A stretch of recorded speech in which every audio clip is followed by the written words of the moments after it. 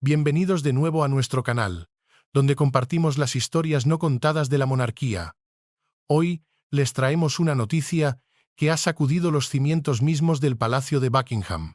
En medio de los candelabros parpadeantes y la música embriagadora de una fastuosa gala benéfica, una orden susurrada a través de una línea privada encendió la mecha de un escándalo monumental. Los grandes corredores del Palacio de Buckingham habían albergado innumerables galas opulentas, pero pocas llevaban la densa tensión que flotaba en el aire esa noche en particular. Eduardo, un veterano mayordomo del palacio, había presenciado más de estos espectáculos de los que podía contar. Durante 3 décadas se había entretejido en el tejido invisible de la Casa Real una presencia silenciosa, vital, pero desapercibida. Su cabello ahora estaba veteado de gris, sus rasgos tallados con líneas severas, pero sus ojos permanecían agudos, siempre alerta. Había visto a duques intercambiar sonrisas falsas y había escuchado los murmullos de conspiraciones ocultas tras cortinas de terciopelo. Esa noche, la gala benéfica de la reina Camila brillaba con el tintineo del cristal y vestidos resplandecientes. Y sin embargo, el brillo de la celebración no podía acallar la inquietud que oprimía el pecho de Eduardo. Durante meses había percibido un cambio en Camila. Su habitual compostura y calidez se habían desvanecido, reemplazadas por una tensión que apenas podía ocultar. Entonces, la notó escabullirse del salón de baile hacia el jardín privado.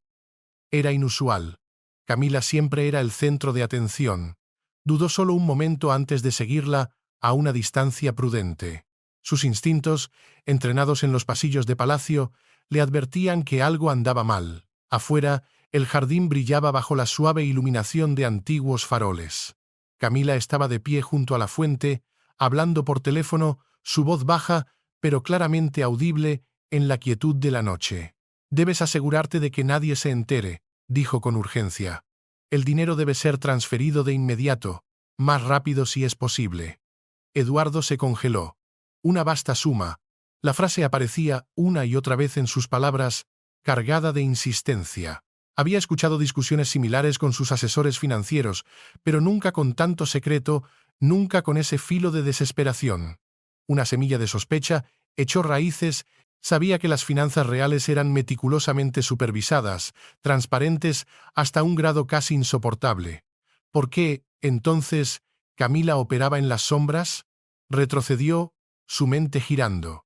Un pavor frío y silencioso se instaló en su pecho. Había entregado su vida al servicio de la familia real. Incluso considerar la desconfianza se sentía como una deslealtad.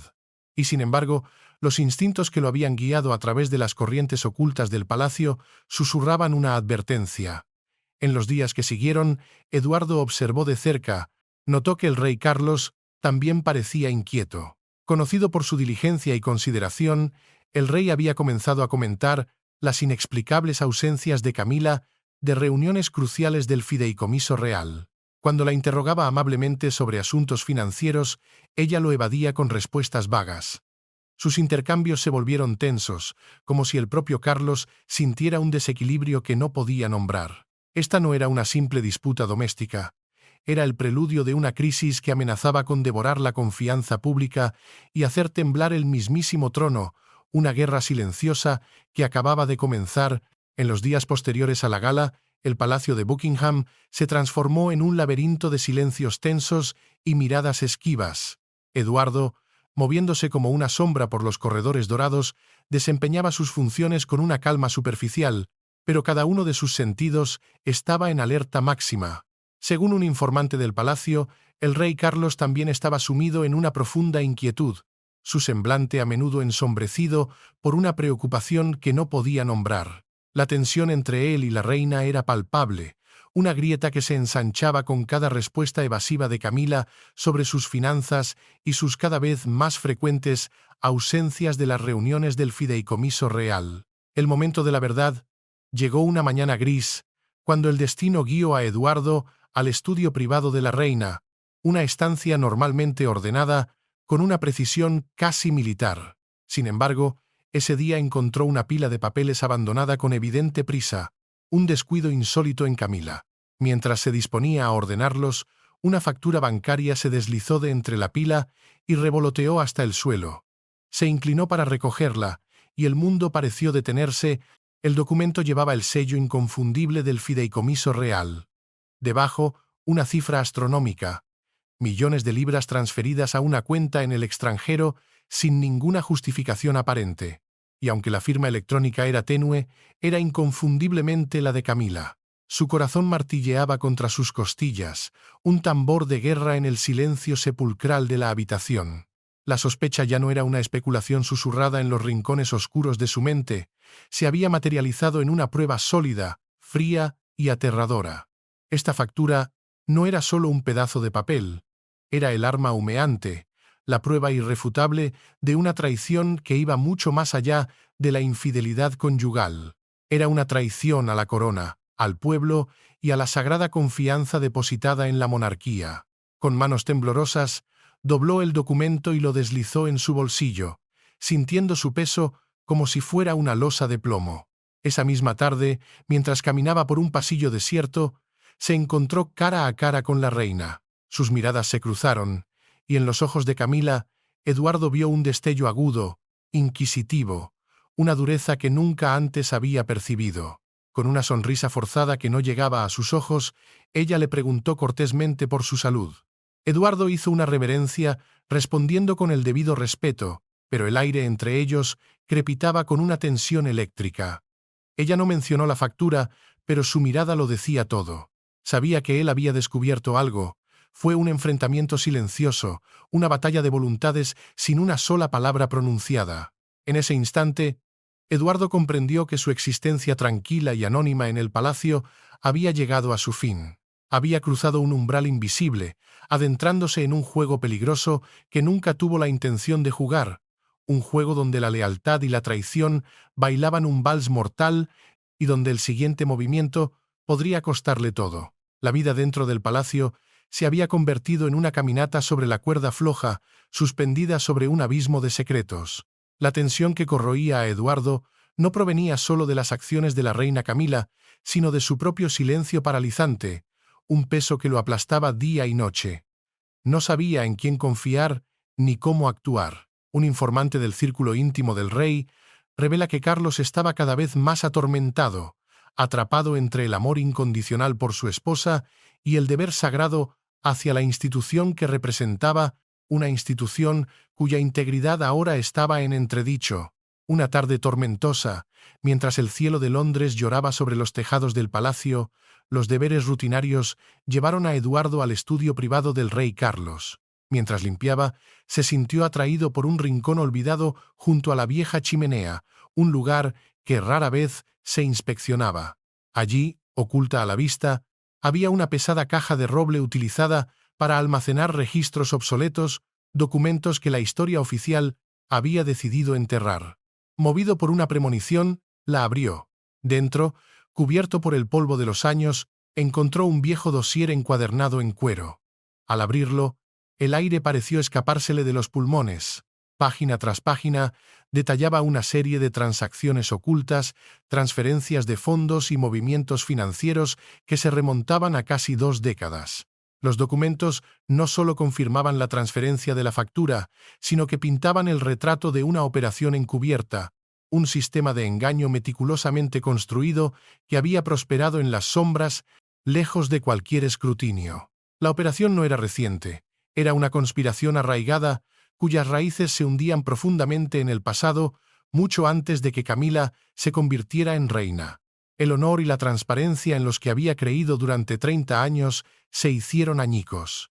Ya no era un simple sirviente, era el único testigo de una corrupción que había envenenado el corazón mismo de la monarquía. Tras una dolorosa batalla interna, supo que no podía seguir siendo cómplice con su silencio.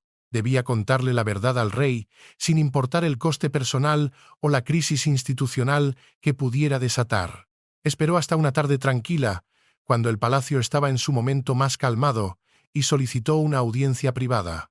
Con la voz temblorosa pero firme, lo reveló todo: la llamada en el jardín, la factura incriminatoria y finalmente el dossier olvidado que probaba una conspiración de años. Cada palabra se sentía como una cuchilla hundiéndose en su propio pecho, una traición a la paz que había jurado proteger, pero un acto de lealtad suprema a la verdad y a la corona. La revelación no solo ponía en peligro a la reina, amenazaba con desestabilizar la monarquía hasta sus cimientos, exponiendo una vulnerabilidad que sus enemigos, tanto internos como externos, no dudarían en explotar. La reacción inicial del rey Carlos fue un rechazo visceral, casi animal. Según un miembro del personal de palacio que desea permanecer en el anonimato, el rey frunció el ceño, sacudiendo la cabeza como si intentara deshacerse de una pesadilla. Su voz, teñida de una profunda ofensa y una tristeza aún más profunda, resonó en el estudio. Camila nunca haría algo así. Siempre ha sido la mujer más leal que he conocido. Eran las palabras de un hombre aferrándose desesperadamente a los restos de una confianza destrozada. Pero Eduardo, con el rostro impasible y la determinación de un soldado en su última batalla, no vaciló. Con manos firmes, le entregó el dossier. Mientras Carlos examinaba las páginas, su expresión se transformó en una máscara de horror. La incredulidad dio paso a una comprensión helada, y esa comprensión se endureció hasta convertirse en una furia silenciosa y terrible. Las cifras no mentían. Transferencias masivas canalizadas hacia cuentas anónimas en paraísos fiscales sin justificación legítima alguna. No había lugar para la negación. La traición era innegable, un veneno que había estado corriendo por las venas de la monarquía durante años, sin ser detectado. En ese preciso instante, un movimiento fuera de la ventana captó la atención de ambos. La reina Camila paseaba por el jardín, su figura una silueta elegante contra la luz del atardecer. Su paseo parecía despreocupado, hasta que sus ojos se posaron en Carlos y Eduardo juntos en el estudio, con el dossier abierto y visible en las manos del rey. Su rostro se tensó, un cambio casi imperceptible, pero cargado de un significado ominoso. Fue como si una máscara de porcelana se hubiera agrietado, revelando por un instante el pánico que se escondía debajo. El estómago de Eduardo se encogió. ¿Lo había oído? ¿Sabía ya lo que él había hecho? Su pulso se aceleró mientras su mirada iba de ella al rey y a los papeles condenatorios. El momento quedó congelado en el tiempo, un tableau silencioso de confrontación inminente. El frágil equilibrio de poder, construido sobre años de secretos y mentiras, se había hecho añicos de forma irrevocable. El rey, aplastado por la angustia de un esposo traicionado, la reina, atrapada en su propia red de engaños, y el sirviente leal, ahora el catalizador de una crisis constitucional que amenazaba con derribar el trono. La guerra ya no era secreta, acababa de comenzar, a la vista de todos, en el silencio tenso de esa habitación, y Eduardo solo podía esperar que decir la verdad no hubiera sellado su propio destino y el del reino que había jurado servir. La confrontación no fue de gritos, sino de miradas, un choque de voluntades que definiría el futuro de la casa de Windsor. Un pesado silencio se instaló en el palacio de Buckingham tras la tensa confrontación. En los días siguientes, el rey Carlos se retiró a su estudio, ya no como un esposo herido, sino como un soberano decidido a desenterrar toda la verdad. Según un informante del palacio, ordenó en secreto una auditoría completa de los libros de contabilidad del fideicomiso real, sumergiéndose en un mar de cifras y transacciones. Con cada nueva irregularidad que descubría, la incredulidad en sus ojos era reemplazada por una creciente y gélida determinación. Eduardo, por su parte, sabía que no podía quedarse de brazos cruzados. Regresó silenciosamente al estudio privado de la reina Camila buscando más respuestas, pero lo que encontró lo dejó helado. La habitación, antes un reflejo de su meticulosa personalidad, había sido sutilmente alterada. Libros de contabilidad más antiguos habían desaparecido, carpetas que antes contenían documentos ahora estaban vacías. Un escalofrío lo recorrió. Camila había anticipado su movimiento. Había borrado meticulosamente cualquier rastro. Su precisión y previsión eran mucho más peligrosas de lo que había imaginado. Con la esperanza de encontrar una pista, Eduardo regresó al estudio del rey para volver a revisar la caja de roble donde había encontrado el dossier original. Pero al llegar, La caja ya no estaba. En su lugar, había una pulcra pila de libros nuevos, como si la caja y sus secretos nunca hubieran existido. Todo lo que había encontrado, la prueba, el patrón, había sido aniquilado. Camila no solo estaba al tanto de la investigación, estaba jugando una partida de ajedrez mortal y acababa de hacer un movimiento audaz. Una tarde, mientras Carlos continuaba su investigación, Camila entró sin previo aviso. Su voz resonó con una mezcla de furia y dolor fingido, acusando a Carlos de dudar de ella, de violar la confidencialidad de asuntos que, según ella, estaba protegiendo.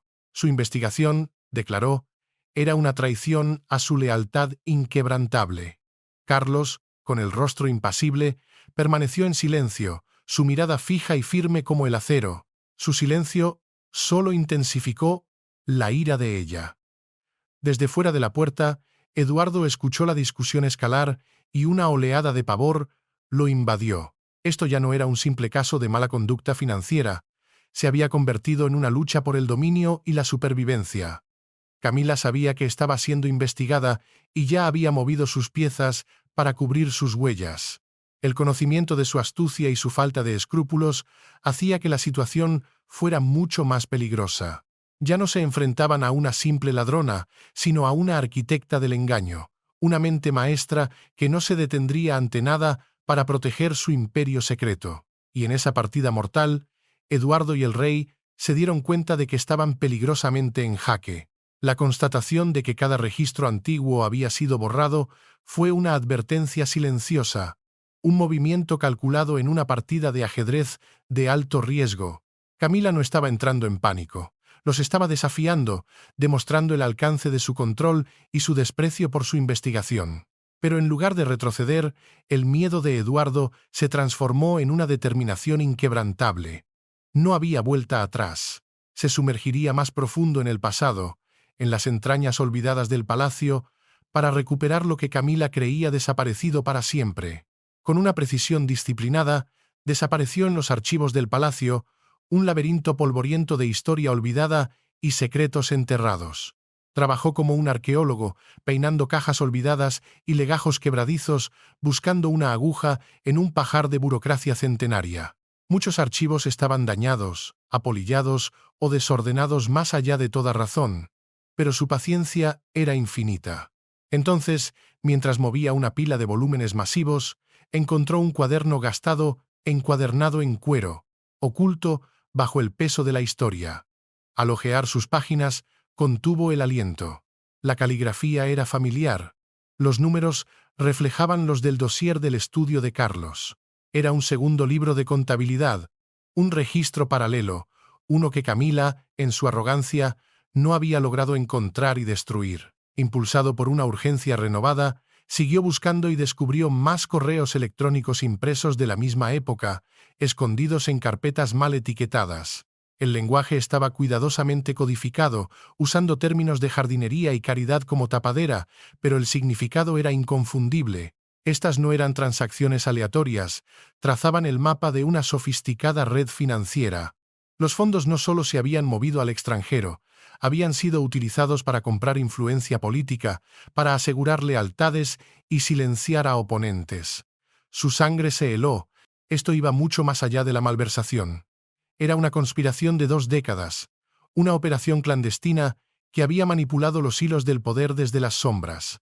Camila había diseñado un fondo masivo con dinero del fideicomiso real, no solo para beneficio personal, sino para construir un imperio secreto, una red de lealtades compradas y vendidas. Llevó los materiales al rey Carlos.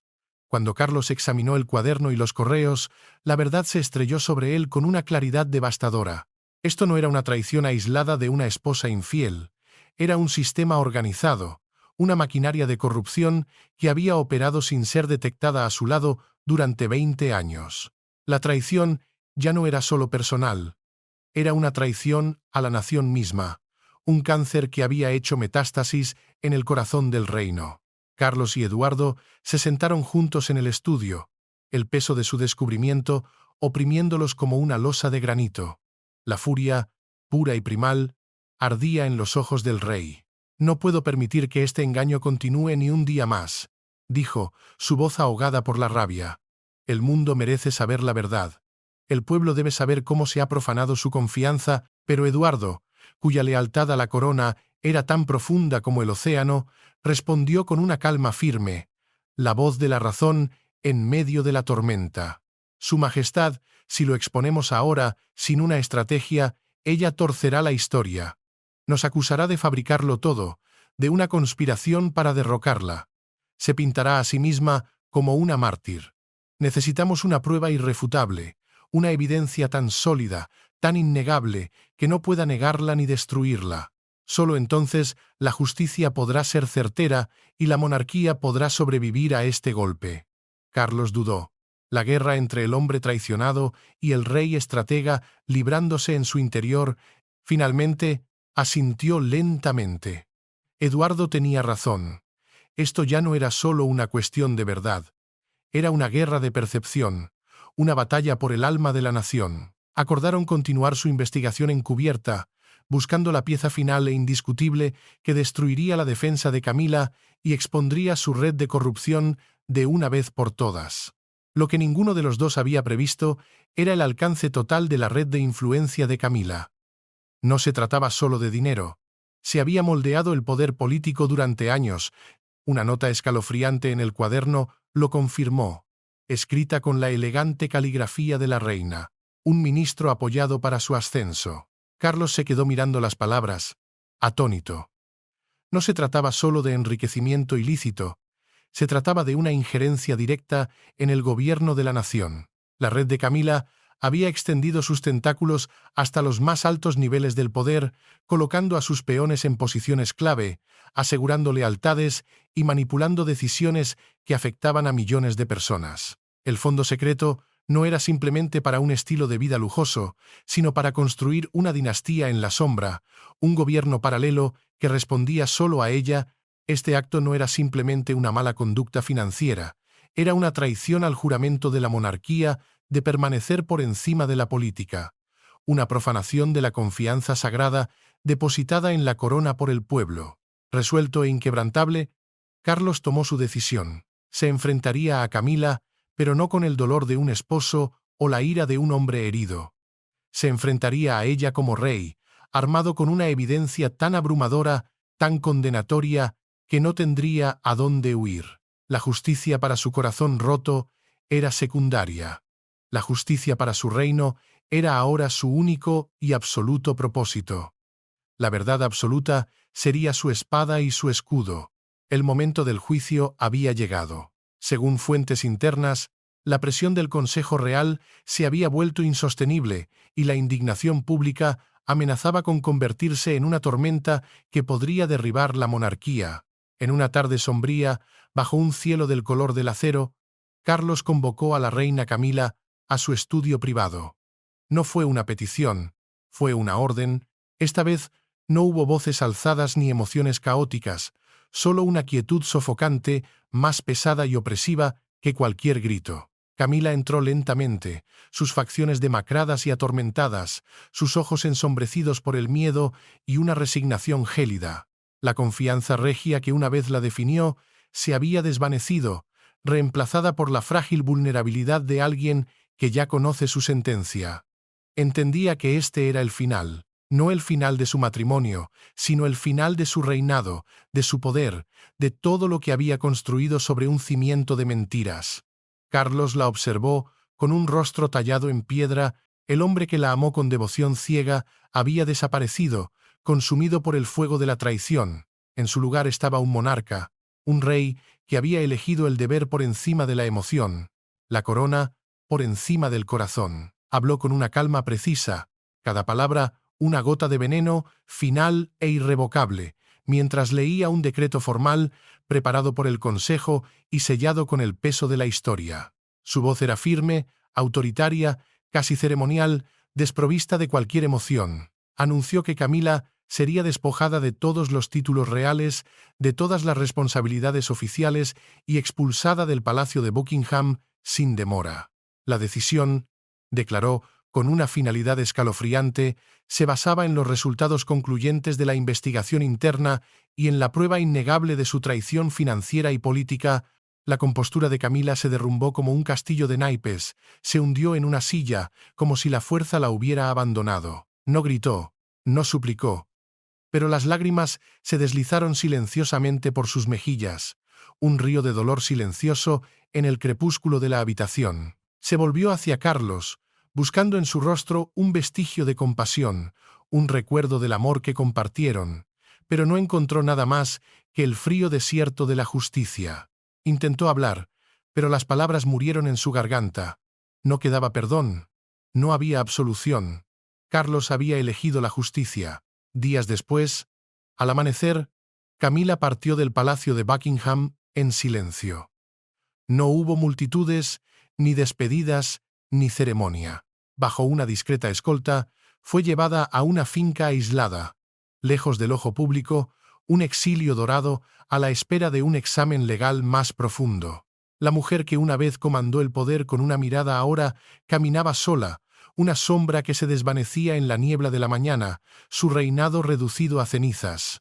Pocos días después de la partida silenciosa de Camila, se convocó una asamblea secreta dentro de los muros del Palacio de Buckingham. El rey Carlos, con una autoridad fría y compuesta que helaba la sangre, declaró formalmente el inicio de una investigación interna sobre actividades financieras ilegales. Eduardo, firme a su lado como una roca en la tormenta, presentó la montaña de pruebas que habían recopilado, cada documento una daga en el corazón de la reputación de Camila.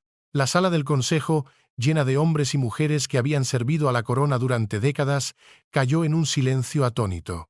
Sus rostros, tallados por la incredulidad, reflejaban la magnitud de la traición, la lealtad que habían jurado, se tambaleaba sobre un abismo de engaño. Afuera de los muros del palacio, la inquietud comenzó a extenderse como un reguero de pólvora. Los medios, siempre alertas a los cambios sutiles en la marea real, notaron la repentina y total desaparición de Camila de los compromisos públicos. Los tabloides, hambrientos de escándalo, comenzaron a especular, insinuando una crisis financiera en el corazón de la monarquía. Los rumores por sí solos fueron suficientes para encender la indignación nacional. Dentro del palacio, Camila se encontró completamente aislada, una paria en su propio reino. Incluso aquellos que una vez siguieron sus órdenes ahora evitaban su presencia como si fuera la plaga. Aferrándose desesperadamente a un poder que ya no poseía, contactó a los individuos influyentes que había apoyado con su fondo secreto, pero uno por uno cortaron los lazos. La poderosa red de lealtades que había construido meticulosamente durante 20 años se desintegró en cuestión de días, dejándola rodeada de un silencio ensordecedor. En una última y desesperada jugada, emitió un comunicado público, un intento patético de controlar la narrativa. Acusó a Eduardo de fabricar todo el escándalo, pintándolo como un sirviente vengativo y hambriento de poder. Se presentó a sí misma como una víctima, una reina traicionada por aquellos en quienes confiaba. Pero sus palabras, aunque elegantes, sonaron huecas.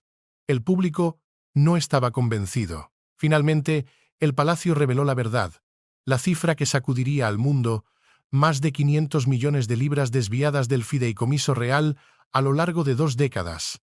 El número explotó en los titulares, provocando ondas de choque en toda la nación. El escándalo detonó como una bomba, y la caída de Camila no fue un susurro, fue un estruendo que resonó en cada rincón del reino, amenazando con derribar no solo a una reina, sino a la monarquía misma. La furia pública alcanzó su punto máximo y la presión del Consejo Real se volvió insostenible. En su estudio privado, el rey Carlos se sentó solo, no ya consumido por la rabia, sino fortalecido por una resolución fría e inquebrantable. La angustia que una vez lo atormentó se había reforjado en un propósito implacable. Esto ya no se trataba de su dolor personal, se trataba de la corona, de la historia y del pueblo al que había jurado servir. La verdad exigía justicia, y él la impartiría, sin importar el sacrificio personal. Con el mundo observando, Carlos comenzó a reconstruir, en un discurso a la nación, televisado desde el corazón del palacio, elogió públicamente a Eduardo por su inquebrantable lealtad y su inmenso coraje moral al desenterrar la verdad. En una ceremonia formal, Eduardo fue honrado ante todo el personal real, su nombre pronunciado con reverencia. Recibió una generosa recompensa financiera y, poco después, eligió retirarse con la dignidad intacta. Sus pasos ligeros al salir del palacio por última vez, aunque los recuerdos de los secretos que ayudó a exponer descansarían pesadamente en su corazón para siempre. Carlos puso en marcha reformas radicales de inmediato. Creó una comisión independiente, libre de la influencia de la familia real, para supervisar cada transacción financiera. Se impusieron procedimientos contables transparentes, abriendo los libros de la monarquía al escrutinio público por primera vez en la historia. Se aplicaron nuevas y estrictas regulaciones para prevenir cualquier explotación futura del poder de la monarquía. Con un cuidado deliberado y metódico, comenzó a reconstruir la confianza del pueblo, un ladrillo a la vez. Bajo su liderazgo, la monarquía comenzó a transformarse, no solo en un símbolo de tradición, sino en un modelo de integridad, justicia y responsabilidad. Sin embargo, los ecos del escándalo persistieron como una larga sombra. Para Carlos, la traición dejó una herida profunda que nunca desaparecería por completo. Siempre llevaría el recuerdo de cómo la persona en la que más confiaba había explotado su nombre para manipular a una nación. Era una lección grabada en su alma. La confianza, una vez rota, nunca puede restaurarse por completo. En cuanto a Camila, su vida se convirtió en un exilio silencioso. Aislada en una finca distante, fue evitada por todos los que una vez buscaron su favor. Vivía en silencio, atormentada por el poder que había empuñado y destruido. La influencia que había construido a través de la ambición y el engaño se había evaporado, dejando solo el vacío de su caída. La monarquía, aunque sacudida hasta sus cimientos, sobrevivió. Soportó la tormenta y resurgió de las cenizas, más dura, más sabia y renovada por la verdad. La crisis se convirtió en un punto de inflexión, una lección para la historia, que la confianza es sagrada y que incluso las instituciones más poderosas pueden renacer cuando la verdad finalmente sale a la luz. Mientras la historia llega a su fin, ¿qué les deja la impresión más profunda? La lealtad inquebrantable de Eduardo, la valiente decisión del rey Carlos o la tragedia de la reina Camila. Si estuvieran en la posición del rey Carlos, ¿cómo equilibrarían la justicia con los lazos familiares, especialmente al enfrentarse a alguien a quien una vez amaron profundamente?